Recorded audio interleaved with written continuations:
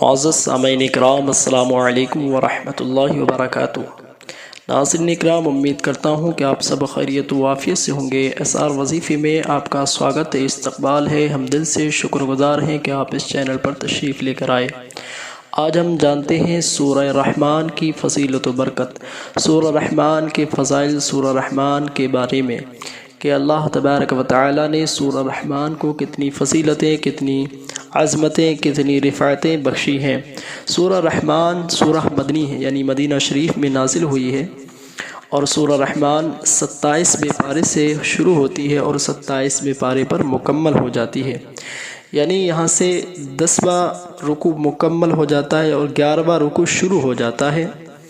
اور پھر اس کے بعد میں یہ 13ویں رکوع پر مکمل ہو جاتی ہے۔ اور سورہ رحمان کوئی بندہ اگر پڑھتا ہے تو اللہ تبارک و تعالی پڑھنے والے کو ثواب عطا فرماتا ہے، اور اگر کوئی سنتا ہے تو سننے والے کو بھی ثواب عطا فرماتا ہے، کیونکہ قرآن عظیم ایک ایسی کتاب ہے جس کو پڑھنے، سننے، دیکھنے سے سب کو ثواب ملتا ہے۔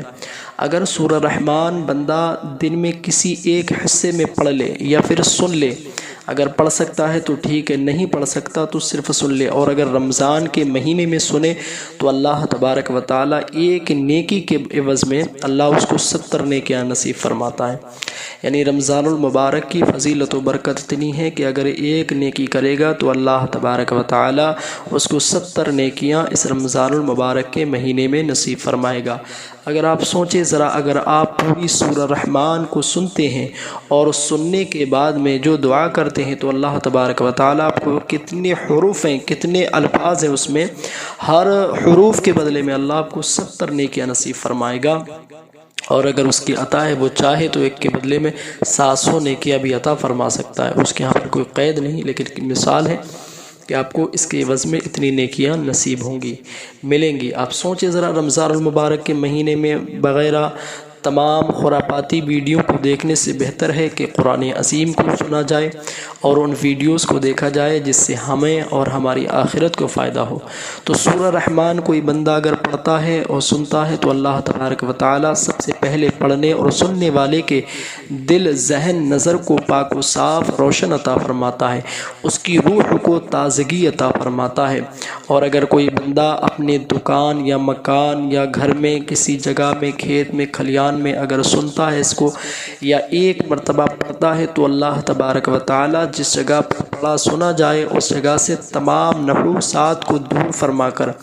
اور وہاں پر تمام بے برکتیوں کو دور کر کے اللہ تبارک و تعالی خیر و برکت کے نزول عطا فرماتا ہے۔ یعنی جس جگہ پر اللہ تبارک و تعالی کی قرآن عظیم کی تلاوت کی جائے یا سنی جائے تو اللہ تبارک و تعالی وہاں پر رحمت و انوار کی، یعنی رحمت کی بارش عطا فرماتا ہے۔ اور جو بندہ پڑھتا ہے، سنتا ہے تو اللہ تبارک و تعالی ان بندوں کو شفا عطا فرماتا ہے، یعنی ظاہری امراض سے بھی اور باطنی مرض سے بھی اللہ تعالی اس کی روح کو تازگی عطا فرماتا ہے، اس کے دل کو چین، سکون، قرار عطا فرماتا ہے، اور اس کا دل کو اللہ تعالیٰ اطمینان پہنچاتا ہے۔ اب سوچیں ذرا، قرآن عظیم کی تلاوت ہمارے لیے دنیا بھی اور آخرت بھی دونوں کے اعتبار سے کتنی بہتر ہے۔ لیکن دنیا کے اندر آج لوگ تمام ویڈیو کو تو دیکھتے ہیں لیکن قرآن عظیم کی ویڈیو کو کوئی نہیں دیکھتا ہے، بہت کم ہی لوگ ہوتے ہیں جو اس کو پسند کرتے ہیں۔ دیکھیے، سورہ رحمان کے ہم فضائل بتا رہے تھے کہ سورہ رحمان ایک یہ دعائے حاجت بھی ہے۔ اگر آپ اس کو پڑھتے ہیں یا سنتے ہیں، ایک وقت میں اگر پڑھ سکتے ہیں تو پڑھ لیجئے، نہیں پڑھ سکتے تو ایک وقت میں سن لیجئے، تو آپ جو جائز تمنا کریں گے انشاءاللہ تبارک و تعالی اس ماہ مبارک کی برکت سے اللہ آپ کی اس جائز تمنا کو پورا فرما دے گا۔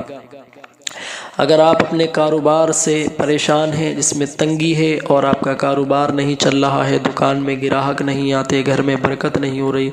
تو ایک مرتبہ سورہ رحمان پڑھیے۔ نہیں پڑھ سکتے تو صرف سن کر اللہ کی بارگاہ میں ماہ مبارک میں ایک وقت میں دعا کیجیے، انشاءاللہ تبارک و تعالی اللہ آپ کی تمام پریشانیوں کو دور فرمائے گا और आपके कारोबार में, दुकान में, मकान में, रिस्क में, सब में, घर में खैर व बरकत अता फरमाएगा। और अल्लाह ताला आपके लिए ऐसी जगह से रिस्क का इंतज़ाम अता फरमाएगा कि आपको गुमान तक नहीं होगा, क्योंकि अल्लाह तबारक व तआला इरशाद, अल्लाह के हबीब सल्लल्लाहु अलैहि वसल्लम इरशाद फरमाते हैं कि जो अल्लाह तबारक व तआला के थोड़े दिए हुए रिस्क पे राज़ी हो जाता है, कल मैदान महशर में अल्लाह ताला उसके थोड़ी नेकियों पर राज़ी हो जाएगा। और अल्लाह पर जो तवक्कुल करे यानी उस पर भरोसा करे तो अल्लाह ताला उसको ऐसी जगह से रिज़्क़ अता फरमाता है कि उसका गुमान तक नहीं जाता। तो इसलिए दुआए हाजत है, अगर किसी का बंदा कोई किसी से परेशान है या फिर बीमार है तो उसको पढ़कर सूरह रहमान दम करके पिलाएं, इंशाअल्लाह ताला उसको शिफायाबी मिलेगी। और कोई नाराज़ है तो उस पर पानी पे दम करके, बीबी या शौहर कोई अपना आइज़ व अक़रबा ख़ास बंदा नाराज़ है तो उसको पढ़कर इस पर दम करके पानी पे पिलाएं, इंशाअल्लाह तबारक व तआला उसकी नाराज़गी दूर हो जाएगी और उसके दिल में मोहब्बत पैदा हो जाएगी आपकी। अब आइए हम सूरह रहमान पढ़ने से पहले दो ख़ास हम एक हिदायत बता देते हैं आपको, जो हम हमेशा करते हैं। इस वीडियो को आप कुरानी वीडियो को और दीन इस्लामी वीडियो को जो देखा करें उसको लाइक भी करा करें, सब्सक्राइब भी किया करें, अपने दोस्त अहबाब में शेयर भी ज़रूर किया करें। तो यही मेरी अपील है, इसको ज़रूर करें। अब आइए हम सूरह रहमान को पढ़ते हैं, आप समाअत कीजिए। अऊज़ु बिल्लाहि मिनश शैतानिर रजीम, बिस्मिल्लाहिर्रहमानिर्रहीम। अर्रहमान अल्लमल क़ुरआन खलक़ल इंसान अल्लमहुल बयान अश्शम्सु वल क़मरु बिहुस्बान वल्नज्मु वश्शजरु यसजुदान वस्समाअ रफ़अहा ववदअल मीज़ान अल्ला ततग़ौ फ़िल मीज़ान वक़ीमुल वज़न बिलक़िस्ति वला तुख़सिरुल मीज़ान वल-अर्ज़ वदअहा लिल-अनाम फ़ीहा फ़ाकिहतुन वन-नख़्लु ज़ातुल अकमाम वल-हब्बु ज़ुल-अस्फ़ि वर-रैहान फ़बिअय्यि आलाइ रब्बिकुमा तुकज़्ज़िबान खलक़ल इंसान मिन सलसालिन कल-फ़ख़्ख़ार व खलक़ल जन्न मिन मारिजिम मिन नार फ़बिअय्यि आलाइ रब्बिकुमा तुकज़्ज़िबान रब्बुल मशरिक़ैनि व रब्बुल मग़रिबैन फ़बिअय्यि आलाइ रब्बिकुमा तुकज़्ज़िबान मरजल बहरैनि यल्तक़ियान बैनहुमा बरज़ख़ुन ला यबग़ियान फ़बिअय्यि आलाइ रब्बिकुमा तुकज़्ज़िबान यख़रुजु मिनहुमा अल-लुअलुअु वल-मरजान फ़बिअय्यि आलाइ रब्बिकुमा तुकज़्ज़िबान वलहुल जवारिल मुंशआतु फ़िल बहरि कल-अ'लाम फ़बिअय्यि आलाइ रब्बिकुमा तुकज़्ज़िबान कुल्लु मन अलैहा फ़ान वयबक़ा वज्हु रब्बिका ज़ुल जलालि वल इकराम फ़बिअय्यि आलाइ रब्बिकुमा तुकज़्ज़िबान यसअलुहु मन फ़िस समावाति वल अर्द कुल्ल यौमिन हुवा फ़ी शअन فبأي آلاء ربكما تكذبان سنفرغ لكم أيها الثقلان فبأي آلاء ربكما تكذبان يا معشر الجن والإنس إن استطعتم أن تنفذوا من أقطار السماوات والأرض فانفذوا لا تنفذون إلا بسلطان فبأي آلاء ربكما تكذبان يرسل عليكما شواظ من نار ونحاس فلا تنتصران فبأي آلاء ربكما تكذبان فإذا انشقت السماء فكانت وردة كالدهان فبأي آلاء ربكما تكذبان فيومئذ لا يسأل عن ذنبه إنس ولا جان فبأي آلاء ربكما تكذبان يعرف المجرمون بسيماهم فيؤخذ بالنواصي والأقدام فبأي آلاء ربكما تكذبان هذه جهنم التي يكذب بها المجرمون يطوفون بينها وبين حميم آن فبأي آلاء ربكما تكذبان ولمن خاف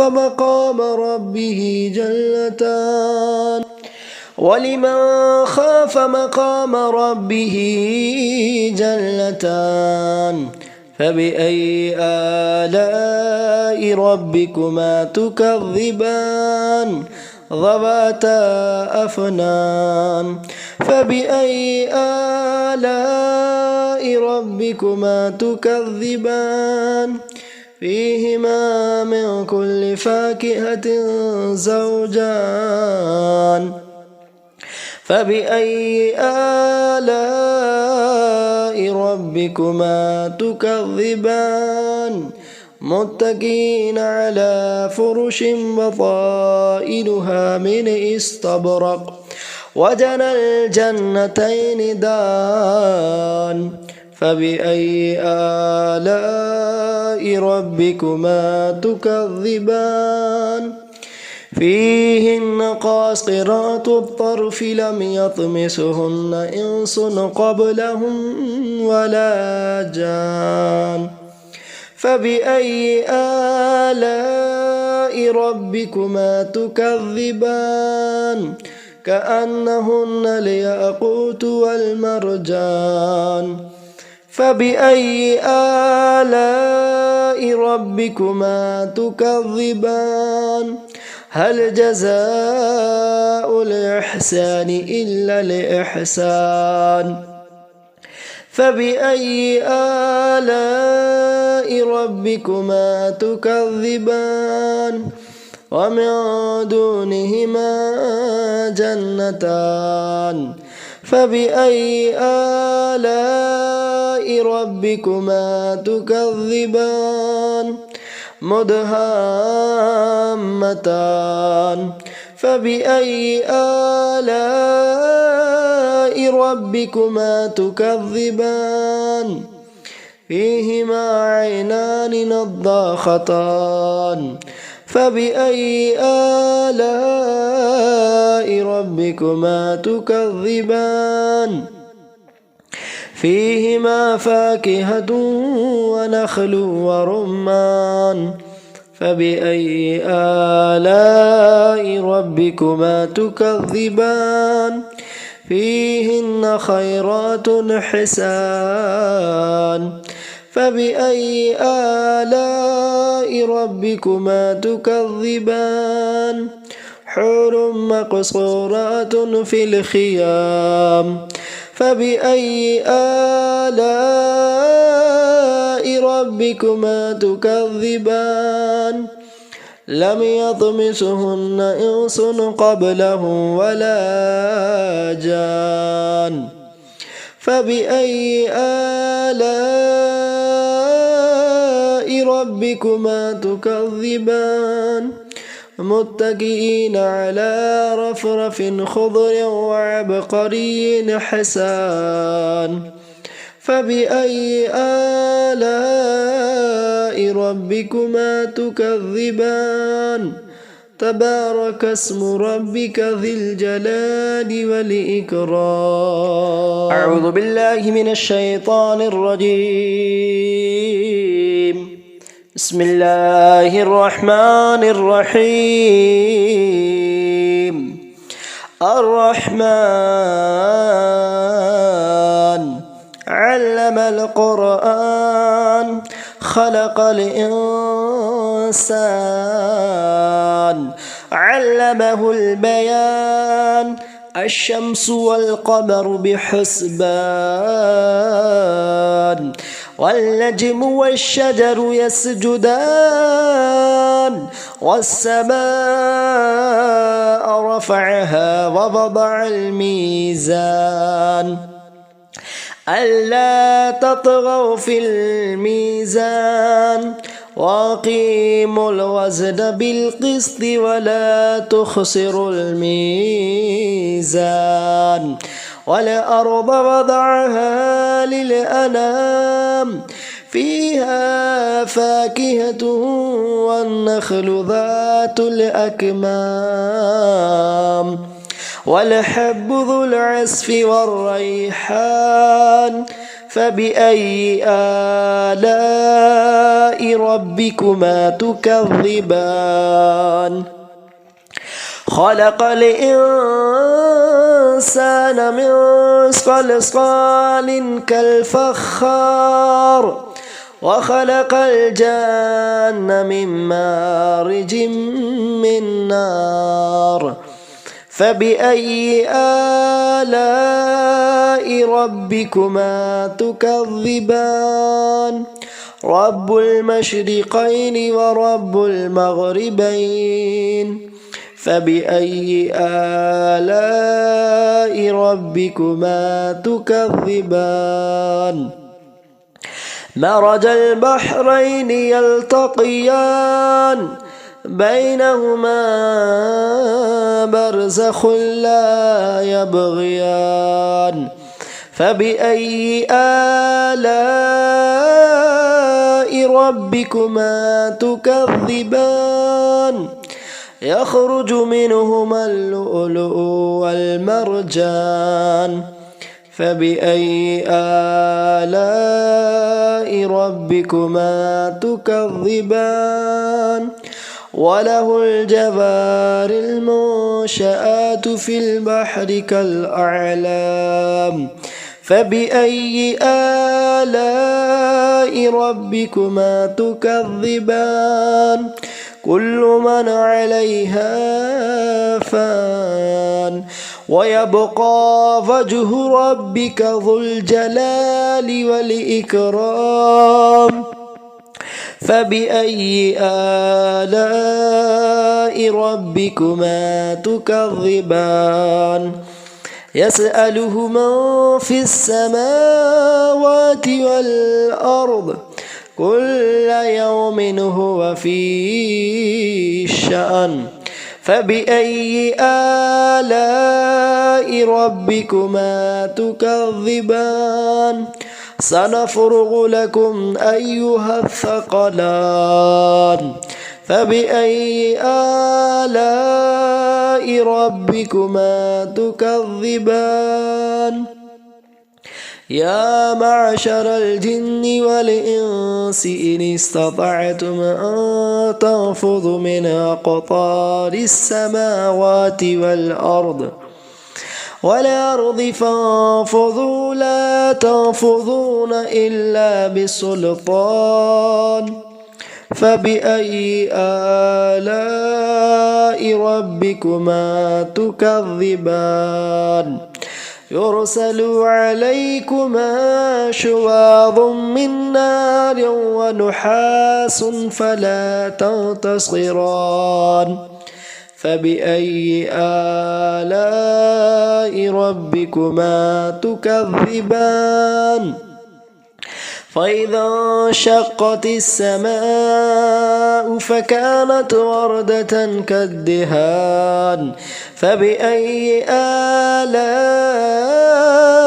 ربكما تكذبان فيومئذ لا يسأل عن ذنبه إنس ولا جان فبأي آلاء ربكما تكذبان يعرف المجرمون بسيماهم فيؤخذ بالنواصي والأقدام فبأي آلاء ربكما تكذبان هذه جهنم التي يكذب بها المجرمون يطوفون بينها وبين حميم آن فبأي آلاء ربكما تكذبان ولمن خاف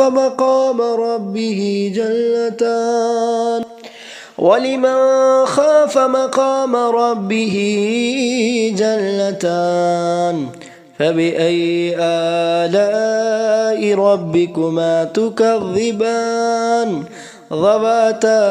أفنان فبأي آلاء ربكما تكذبان فيهما من كل فاكهة زوجان فبأي آلاء ربكما تكذبان متكئين على فرش بطائنها من استبرق وجنى الجنتين دان فبأي آلاء ربكما تكذبان فيهن قاصرات الطرف لم يطمسهن إنس قبلهم ولا جان فبأي آلاء ربكما تكذبان